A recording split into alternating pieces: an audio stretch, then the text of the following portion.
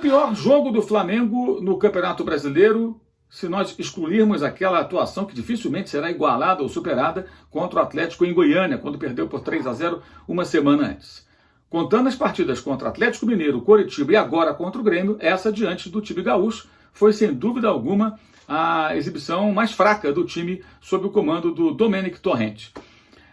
Números desse jogo você acompanha, né, aqui do lado, você vai comparando aqui as estatísticas de Flamengo e de Grêmio, e são estatísticas do OneFootball, o aplicativo que está de cara nova e que você pode fazer o download, você pode baixar, acessando o link que está aqui embaixo na descrição desse vídeo. Você vai acompanhando aqui ao lado as estatísticas da partida do Maracanã, à medida que a gente vai comentando aí esse jogo, que terminou com um empate em 1-1. Mas o que aconteceu? O Grêmio começou a partida marcando lá no campo do Flamengo, sufocando o Flamengo, dificultando o time carioca, impedindo a saída do jogo do Flamengo. Depois de certo tempo, naturalmente, o Flamengo conseguiu dar uma equilibrada nas ações e teve duas chances. Uma com Everton Ribeiro, numa jogada individual, a bola passou sobre o ângulo direito do goleiro Vanderlei, e outra num cruzamento do João Lucas, que o Bruno Henrique não chegou a tempo. Se tivesse dado um carrinho, talvez até fosse possível que ele alcançasse a bola e mandasse para dentro do gol. Muito pouco, o Flamengo não criava. E o Grêmio ao contrário, o Grêmio teve oportunidades no primeiro e também no segundo tempo, né? O gol, uma jogada muito bem trabalhada, no momento que o Grêmio jogava no campo de ataque, trabalhava trocando passos ali nas imediações da área do Flamengo, e o Alisson numa boa combinação com o PP, excelente finalização do PP, que entrou ali, furando ali a defesa rubro-negra, mandou no alto, 1-0 para o Grêmio, placar justo, o Grêmio já tinha ali melhores oportunidades, diante do Flamengo muito mal, muito mal. Bem, vira o jogo para o segundo tempo, e o que nós vimos? O Flamengo apático, circulando a bola na altura da intermediária ofensiva e o meio-campo, e o Grêmio plantado sem conceder oportunidades. E ainda criando algumas chances. Teve chances, inclusive uma muito boa, com o Diego Souza, que chutou pela linha de fundo num contra-ataque com o PP. Mas à medida que o tempo foi passando, o Grêmio acionava menos as jogadas de velocidade. O Flamengo dava campo e oferecia a bola para o Grêmio. O Grêmio conseguia recuperá-la, mas não acelerava o jogo, não conseguia agredir. Parecia acomodado com aquele 1-0, tentando sustentar a vantagem. E diante do Flamengo sem criação nenhuma, até parecia possível isso. Mas convenhamos, o Grêmio tem qualidade, tinha time suficiente para agredir o Flamengo, buscar mais, deveria ter buscado mais. Não o fez. Bem, aí o Domenic Torrent começou a fazer alterações, né? Já tinha perdido o João Lucas machucado, depois o René improvisado daquele lado. Até entendo que ele não tenha colocado o jovem Mateuzinho, porque o rapaz nem jogou pelos profissionais, e entrar em campo contra o Grêmio, perdendo o jogo, é uma tremenda de uma roubada, uma fogueira. Você pode queimar um rapaz. Então acho que ele até preservou o jovem jogador, que estava ali no banco, acho que nessas horas, muito mais para convivência com os profissionais e tudo mais, do que para entrar numa fogueira dessa. Entrou o René. E depois ele fez uma troca forçada. Aí ele fez trocas por estratégia, né? Primeiro tirou o Everton Ribeiro, né? Muita gente questionou. Eu acho que o Everton Ribeiro jogou bem a primeira metade do primeiro tempo. Depois caiu. Circulava, articulava, tentava criar, mas não estava funcionando. Pôs o Vitinho, né? No primeiro momento, o Vitinho foi jogar na ponta esquerda, o Bruno Henrique passou a funcionar como centroavante, e pela direita o Gabigol, com o Arrascaeta circulando ali como meia articulador, né? E junto dele, mais próximo, o Gerson chegando, com o Arão fazendo ali o primeiro homem do meio campo. E o Grêmio muito encolhido, acionando muito pouco o PP. Se machuca o Diego Souza, entra o Isaac. Jovem, veloz, incisivo, teve uma chance numa dupla falha de Rodrigo Caio. Primeiro porque ele interceptou a bola de cabeça e devolveu para o Grêmio. E na sequência, porque ele foi facilmente batido pelo Isaac, o garoto chutou, a bola passou reta, né? À esquerda do Diego Alves, quase o Grêmio fez 2-0. E se o Grêmio tivesse mais apetite, provavelmente teria ampliado o placar naquela fase do jogo em que o Flamengo parecia inofensivo. Somente com 29 minutos de jogo, o Flamengo chutou no segundo tempo contra a meta do goleiro Vanderlei. 29 minutos. Já estava em campo o Vitinho, que foi o autor do primeiro chute na direção da meta gremista. O Flamengo era inofensivo. Aí depois saiu o Gerson e entrou o Pedro. O Flamengo passou a trabalhar com o Vitinho ali como meia, já tinha feito isso contra o Atlético.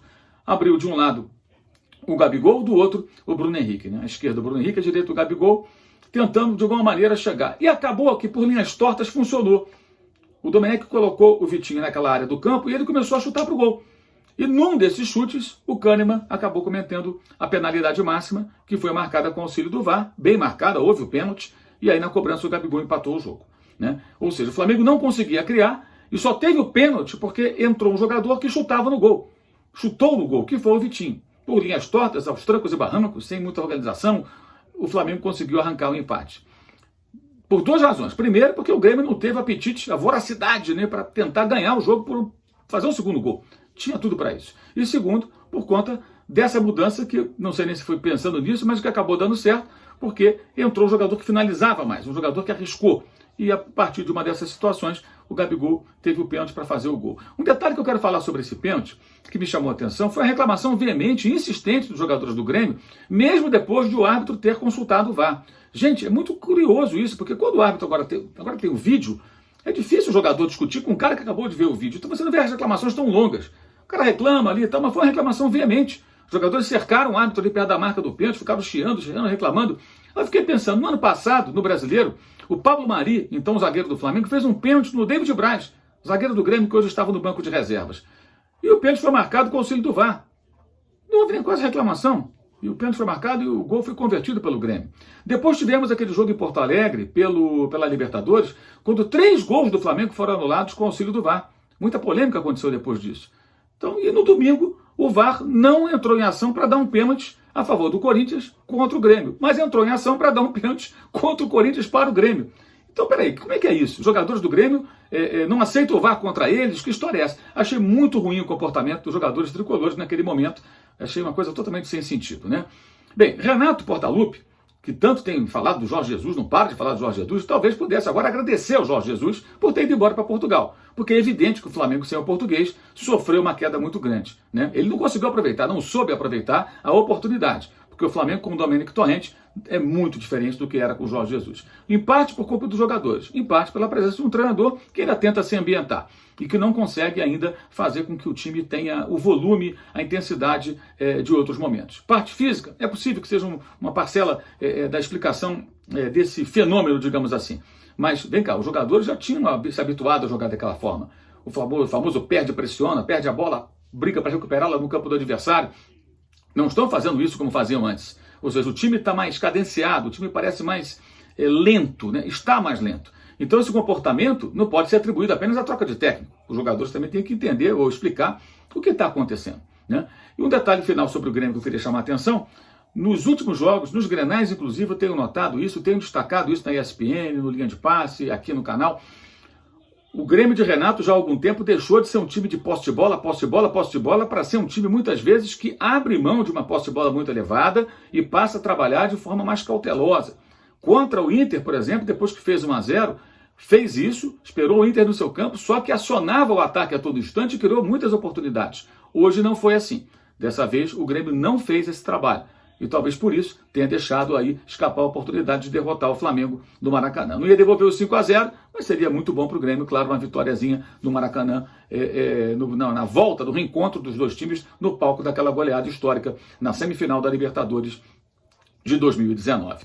Flamengo, preocupante? Sim, um tanto quanto preocupante. O técnico e os jogadores precisam conversar e tentar entrar em sintonia para entender o que está acontecendo. As mudanças do Domenico Torrente foram confusas? De certa forma, sim. Mas vamos combinar, o time também estava muito confuso, né? Ou seja, de uma forma ou de outra acabou funcionando. Aleatoriamente? Talvez, mas o time não estava jogando bem. Eu acho que nenhum dos jogadores substituídos merece defesa depois da atuação muito fraca do Flamengo nesse jogo, em que só não perdeu.